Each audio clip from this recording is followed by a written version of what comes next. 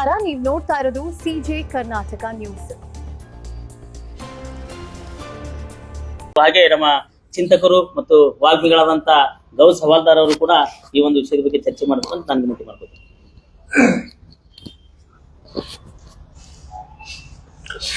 ಮನುಷ್ಯನು ಮನುಷ್ಯನಾಗಿ ಈ ಭೂಮಿಯ ಮೇಲೆ ಹೇಗೆ ಬದುಕಿ ಬಾಳಬೇಕೆಂಬ ನೈಜ ಮಾನವೀಯ ಮೌಲ್ಯವನ್ನು ಇಡೀ ಜಗತ್ತಿಗೆ ಕಲಿಸಿಕೊಟ್ಟಿರ್ತಕ್ಕಂಥ ಜಗಜ್ಯೋತಿ ಅಣ್ಣ ಬಸವಣ್ಣನವರು ನಡೆದಾಡಿರ್ತಕ್ಕಂಥ ಪವಿತ್ರ ಪಾವನ ಪುಣ್ಯ ಭೂಮಿ ಇದು. ಇಡೀ ಅವಳಿ ಜಿಲ್ಲೆಯಲ್ಲಿ ಶೈಕ್ಷಣಿಕ ಕ್ರಾಂತಿಯನ್ನು ಉಂಟು ಮಾಡಿರ್ತಕ್ಕಂಥ ಬಂತನಾಳದ ಪರಮ ಪೂಜ್ಯ ಶ್ರೀ ಸಂಗನ ಬಸವ ಶಿವವಿಗಳಂತ ಪುಣ್ಯಾತ್ಮರು ನಡೆದಾಡಿರ್ತಕ್ಕಂಥ ಪವಿತ್ರ ಪಾವನ ಪುಣ್ಯ ಭೂಮಿ ಇದು. ಇಡೀ ಜಗತ್ತಿಗೆ ಜ್ಞಾನದ ಸಾರವನ್ನು ಉಣಬಡಿಸಿರ್ತಕ್ಕಂಥ ವಿಜಯಪುರ ಧ್ಯಾನ ಯೋಗಾಶ್ರಮದ ಪರಮ ಪೂಜ್ಯ ಲಿಂಗೈಕ್ಯ ಶ್ರೀ ಸಿದ್ದೇಶ್ವರ ಶ್ರೀಗಳಂತ ಸಂತರು ನಡೆದಾಡಿರ್ತಕ್ಕಂಥ ಪವಿತ್ರ ಪಾವನ ಪುಣ್ಯ ಭೂಮಿ ಈ ವಿಜಯಪುರ ಜಿಲ್ಲೆ, ಈ ಉತ್ತರ ಕರ್ನಾಟಕ, ಈ ಕರ್ನಾಟಕ ರಾಜ್ಯ. ಈಗ ಸದ್ಯದ ಪರಿಸ್ಥಿತಿಯಲ್ಲಿ ಇಂಥ ಪವಿತ್ರ ಪುಣ್ಯ ಭೂಮಿಯಲ್ಲಿ ಎಂತ ಕಾರ್ಯ ನಡೀಲಿಕ್ಕೆ ಹತ್ತಿದೆಪ್ಪ ಅಂತಂದ್ರ ಮೂಲ ಜಾನಪದ ಸಾಹಿತ್ಯಕ್ಕೆ ಮಸಿ ಬೆಳೆಯುವಂತ ಕಾರ್ಯ ಇವತ್ತಿನ ದಿನ ನಡೀತಾ ಇದೆ. ಈ ಅಶ್ಲೀಲ ಜಾನಪದವನ್ನ ಹಾಡುವುದರ ಮೂಲಕ ಈ ಕೆಲವೊಂದು ಬಂದಿರತಕ್ಕಂಥ ಯುವ ಕಲಾವಿದರು ಅಶ್ಲೀಲ ಜಾನಪದವನ್ನು ಹಾಡುವುದರ ಮೂಲಕ ಈ ಜಾನಪದಕ್ಕೆ ಕೆಟ್ಟ ಹೆಸರನ್ನು ಮಸಿ ಬೆಳತಕ್ಕಂಥ ಕಾರ್ಯವನ್ನು ಮಾಡ್ತಾ ಇದ್ದಾರೆ. ಜಾನಪದ ಅಂದ್ರೆ ಏನು?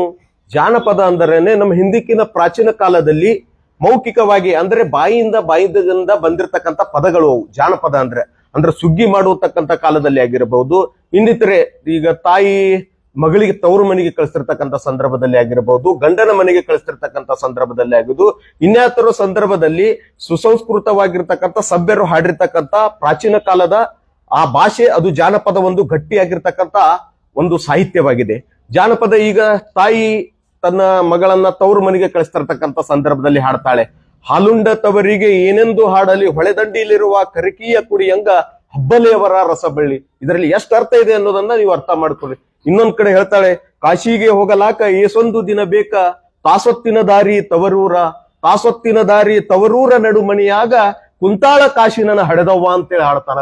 ಅದೇ ತರನಾಗಿ ಮಕ್ಕಳಿಗೆ ಈಗ ಗಂಡ ಹೇಳ್ತಾನೆ, ಗಂಡ ಹೆಂಡತಿ ಮೇಲೆ ಸಿಟ್ಟಾದಾಗ ಯಾವ ತರನಾಗಿ ವರ್ಣಿಸಿ ಹೇಳ್ತಾನಪ್ಪ ಅಂದ್ರ ಹಿಂದಕಿನ ಕಾಲದ ಜಾನಪದ, ಮಡದೀನ ಬಡದಾನ ಮಣದಾಗ ಮರಿಗ್ಯಾನ, ಒಳಗ್ ಹೋಗಿ ಶರಗ ಹಿಡಿಯುತ್ತ ಕೇಳ್ಯಾನ, ನಾ ಹೆಚ್ಚು ನಿನ್ನ ತವರ ಹೆಚ್ಚು ಅಂತೇಳಿ ಇಂಥ ಅರ್ಥಗರ್ಭಿತವಾಗಿರ್ತಕ್ಕಂಥ ಪದಗಳು. ಅದೇ ಮಕ್ಕಳನ್ನ ತಾಯಿ ಲಾಲನೆ ಪೋಷಣೆ ಮಾಡ್ತಕ್ಕಂಥ ಸಂದರ್ಭದಲ್ಲಿ ಮಕ್ಕಳಿಗೆ ಹೇಳ್ತಾಳೆ ಜಾನಪದ ಶೈಲಿಯಲ್ಲಿ, ಆಡಿಬಾಯನ ಕಂದ ಅಂಗಾಲ ತೊಳೆದೇನ, ತೆಂಗಿನಕಾಯಿ ತಿಳಿ ನೀರು ತಕ್ಕೊಂಡು ಬಂಗಾರದ ಮಾರಿ ತೊಳೆದೇನ. ಎಂತ ಹಾಡುಗಳು ಅರ್ಥಗಳು. ಅತ್ತರೆ ಅಳಲೆವ್ವ ಈ ಕೂಸು ನನಗಿರಲಿ, ಕೆಟ್ಟರೆ ಕೆಡಲಿ ಮೆನಕೆಲಸ, ಬಸವಣ್ಣನಂತ 100 ಮಕ್ಕಳು ಮನೆಯಲ್ಲಿರಲಿ ಅಂತಕ್ಕಂಥ ಜಾನಪದ ಗಟ್ಟಿ ಸಾಹಿತ್ಯ ಇದು ನಮ್ಮ ಜಾನಪದ. ಇಂಥ ಜಾನಪದ ಸಾಹಿತ್ಯವನ್ನು ಉಳಿಸಿ ಬೆಳೆಸುವಂತ ಕಾರ್ಯವನ್ನ ಇವತ್ತಿನ ದಿನ ನಾವೆಲ್ಲರೂ ಸೇರಿ ಮಾಡಬೇಕು. ಯಾಕಂದ್ರೆ ಅಶ್ಲೀಲ ಸಾಹಿತ್ಯವನ್ನ ನಿಷೇಧ ಮಾಡಬೇಕು, ಅಶ್ಲೀಲ ಜಾನಪದವನ್ನ ನಿಷೇಧ ಮಾಡ್ಬೇಕಂತಕ್ಕಂಥ ಕಾರ್ಯವನ್ನು ಇವತ್ತಿನ ದಿನ ಉತ್ತರ ಕರ್ನಾಟಕದ ಜಾನಪದ ಕಲಾವಿದರು ಹಾಗೂ ಶಕ್ತಿ ಕುಮಾರ್ ಅವರ ನೇತೃತ್ವದಲ್ಲಿ ಇವತ್ತಿನ ದಿನ ಈ ಮಾಧ್ಯಮ ಗೋಷ್ಠಿಯ ಮುಖಾಂತರ ಆ ಅಶ್ಲೀಲ ಜಾನಪದವನ್ನು ಹಾಡ್ತಕ್ಕಂಥ ಹಾಡುಗಾರರಿಗೆ ಎಚ್ಚರಿಕೆ ಸಂದೇಶವನ್ನ ನೀಡುವುದರ ಮುಖಾಂತರ ಅವರಿಗೆ ಪತ್ರಿಕಾಗೋಷ್ಠಿಯನ್ನು ಹಮ್ಮಿಕೊಂಡಿರುವುದು ತೀವ್ರ ಸ್ವಾಗತಾರ ಅಂತಕ್ಕಂಥ ಮಾತನ್ನ ನಾನು ಈ ಸಂದರ್ಭದಲ್ಲಿ ಈ ಮಾಧ್ಯಮದ ಮೂಲಕ ಹೇಳಲಿಕ್ಕೆ ಬಯಸ್ತೇನೆ. ಮೊಟ್ಟ ಮೊದಲನೇದಾಗಿ ನಾನು ಈ ಸಮಾಜದಲ್ಲಿ ಇರ್ತಕ್ಕಂಥ ಎಲ್ಲರಿಗೂ ಒಂದು ಮಾತನ್ನು ಹೇಳ್ತೀನಿ, ಆ ಅಶ್ಲೀಲ ಜಾನಪದವನ್ನು ಹಾಡೋರಿಗೆ ಜಾತ್ರೆಯಾಗ ಮತ್ತ ಆಮೇಲೆ ಆ ದೇವಸ್ಥಾನದ ಮುಂದೆ ನಿಂತ ಕಿಸಿಂದ ಹಾಡ್ಸಕತ್ತೀರಿ ನೀವು. ಈ ತರ ಹಾಡ್ಸೋದ್ರಿಂದ ನೀವು ದೇವ್ರಿಗೆ ಯಾವ ಭಕ್ತಿ ಕೊಡಕತ್ತೀರಿ? ನೀವು ನಿಮ್ಮ ಮೇಲೆ ಯಾವ ಭಕ್ತಿ ಇಟ್ಟ ಕಿಸಿಂದ ದೇವ್ರಿಗೆ ಇದು ಮಾಡ್ತೀರಿ? ನೀವು ಇಂಥ ಬಂದ್ ಕಿಸಿಂದ ಅಶ್ಲೀಲ ಜಾನಪದ ಹಾಡಿದ್ರೆ ದೇವ್ರು ನಮ್ಗೆ ಒಲಿ ಅಂದ್ರ ಹೆಂಗ್ ಒಲಿತಾನ?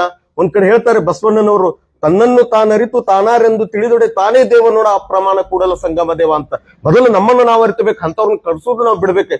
ಇಂಥ ಒಂದು ಅಶ್ಲೀಲ ಜಾನಪದ ಸಾಹಿತ್ಯ ಹೆಂಗಪ್ಪ ಅಂತಂದ್ರ ಒಂಥರ ಡ್ರಗ್ಸ್ ಇದ್ದಂಗಿದೆ.